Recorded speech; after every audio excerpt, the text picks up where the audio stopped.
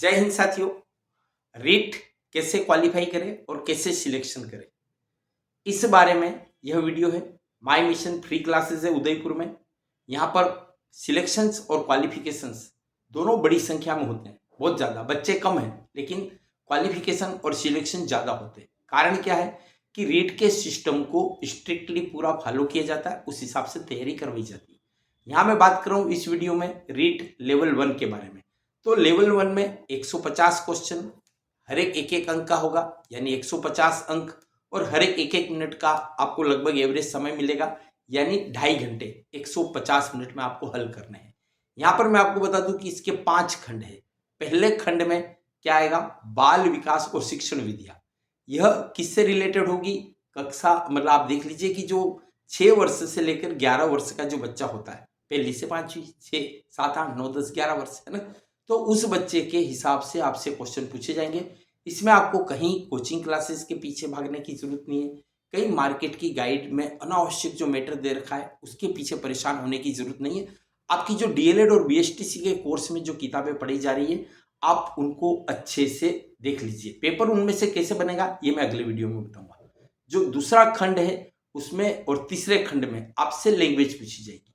अब लैंग्वेज में एक में फर्स्ट लैंग्वेज चुननी और एक सेकेंड लैंग्वेज। दोनों लैंग्वेज, दोनों भाषा अलग अलग होनी चाहिए। सामान्य तौर पर आप जानते हो कि बच्चे हिंदी और अंग्रेजी को चुनते हैं। अब किसको फर्स्ट लैंग्वेज चुनो और किसको सेकेंड लैंग्वेज, इसके बारे में यूट्यूब पर मेरा एक वीडियो है, आप वो भी देख सकते हैं। दोनों 30-30 अंक के होंगे, है ना। और उसके बाद आता है जो हम बात कर रहे हैं कि चौथा खंड, गणित के 30 प्रश्न आएंगे, और 5वें खंड में पर्यावरण अध्ययन के 30 क्वेश्चन आएंगे। हो गए आपके टोटल 150 क्वेश्चन।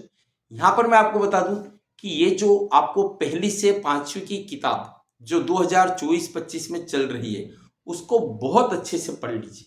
उन किताबों से बाहर कुछ भी नहीं आएगा। लेकिन ध्यान रखिएगा, कठिनाई स्तर कौन सा रखा गया है? कक्षा 10 तक, यानी कक्षा पहली से 5वीं के सिलेबस में जो जो चैप्टर है वह चैप्टर अगर 10वीं की किताब में, 9वीं की किताब में, 8वीं की किताब में, 7वीं में या 6ठी क्लास में है, तो उस हायर क्लास से आप तैयारी करिए। किताब से बाहर कहीं भी जाने की जरूरत नहीं। गवर्नमेंट ने अभी भी एक डिसीजन दे दिया है कि किसी भी हालत में पाठ्यक्रम से बाहर प्रश्न नहीं पूछा जाएगा। तो अब करोगे कि आप गाइड ढूंढोगे, गाइड में बहुत सारा कंटेंट ऐसा होगा जो आपके किसी काम का नहीं है, और फिर भी आप उसको पढ़े जाओगे। और हकीकत में होता क्या, बच्चे उन किताबों को उठा के देखते ही नहीं है।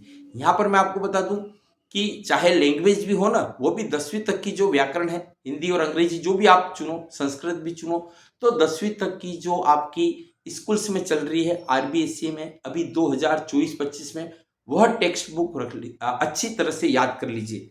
यहाँ पर मैं आपको फिर से एक बात बता रहा हूँ कि किसी भी स्थिति में आप पूरी तरह से गाइड के भरोसे मत रहिए। माय मिशन में तो पूरा के पूरा उन स्कूल की किताबों को आधार बना के उससे हर तरह से पढ़ाया जाता है, लेकिन ऐसा हर जगह हो ऐसा जरूरी नहीं है।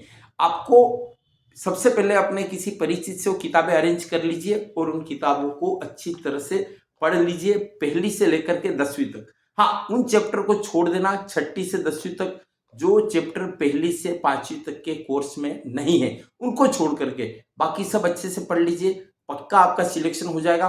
पेपर किस तरह से बनता है, प्रक्रिया क्या होती है, ब्लूप्रिंट क्या होता है, और कहाँ मतलब किस पॉइंट पर किस तरह से क्वेश्चन उठाया जाता है, वह सारी प्रक्रिया में अगले क्वेश्चन अपना वीडियो में बताऊंगा। धन्यवाद। जय हिंद।